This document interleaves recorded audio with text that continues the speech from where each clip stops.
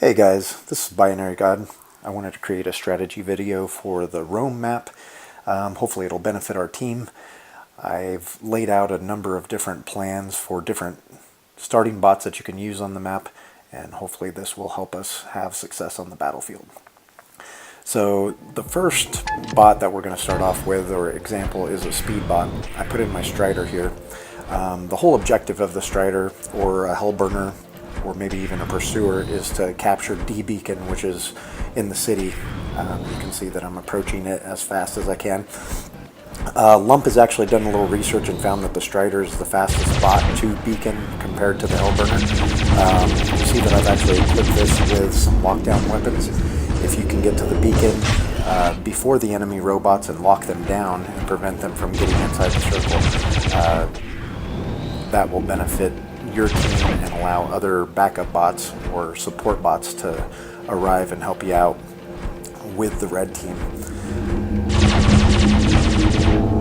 A good example of bots that you could use following the Strider would be like a Mender or some other heavy, high-powered bot, like even a Spectre Death Button, where you can lay down a lot of damage to red that are trying to overtake that beacon.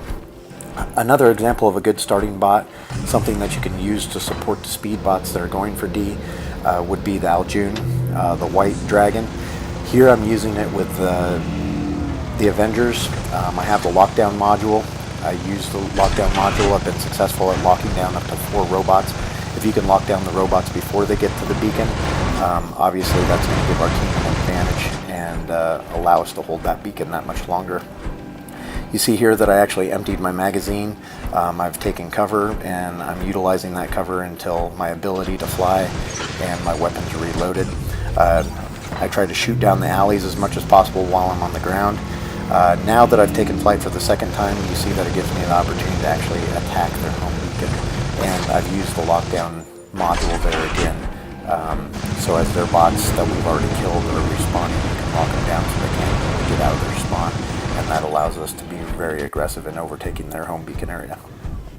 Another good starting bot would be some type of support bot. Here you see I'm in my Ares. I'm actually using all of my energy shotguns, Halo, Corona. I really like this when going to support in the city, because you can actually, you'll see as I shoot down the alleyways or the streets, the shots actually fill the entire alleyway and streetway. I actually do a little freeze frame right here, and you can see that my energy beams fill the entire way. Gives you a good opportunity to lock down any enemies and destroy any enemies that are in those streetways. Here I'm just showing an example of the ability where you can do additional damage. This is great for using against invaders that have a high amount of HP.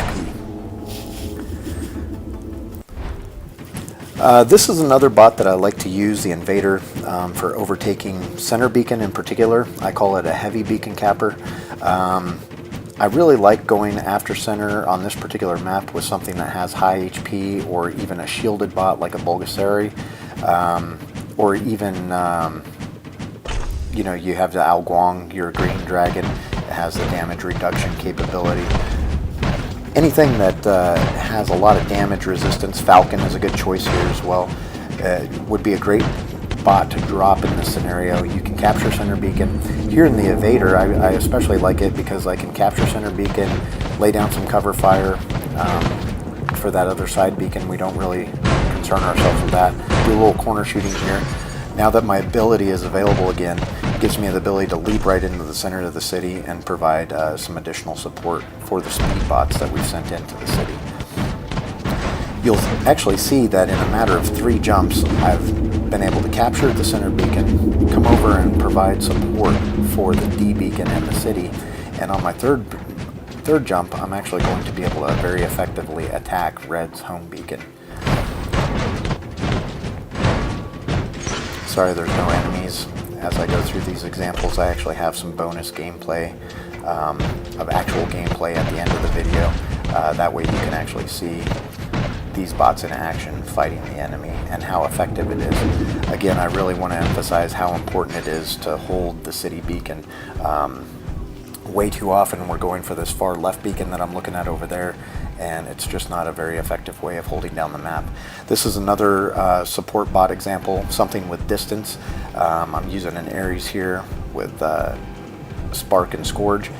This map has a lot of open areas, so it's good to be able to attack from a distance. The enemy will do it to you. Oftentimes you see Furies with Dragoons hanging back near their home beacon, laying down cover fire for their speed bots, from 600 meters and above. So I like to be able to come at them with something with a little more mobility. I'd laid out a little bit of a map here that shows the different paths that you can take to the beacon. The yellow paths are for the speed bots. The green paths are for aerial attack. Notice that I fly into the open area and then settle into the city for cover. And then your red paths would be more for your brawler bots.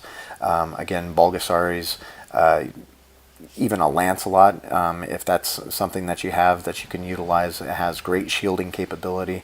A Lancelot with some distance weapons on it are very effective on this particular map. Ares, if you have it, anytime we can get 3 or more Ares headed into the city and can coordinate a Ares train from the city is bonus for us. I hope this helps us out as a team and will allow us to win more matches in the Beacon Rush format on the Rome map. Thanks for watching.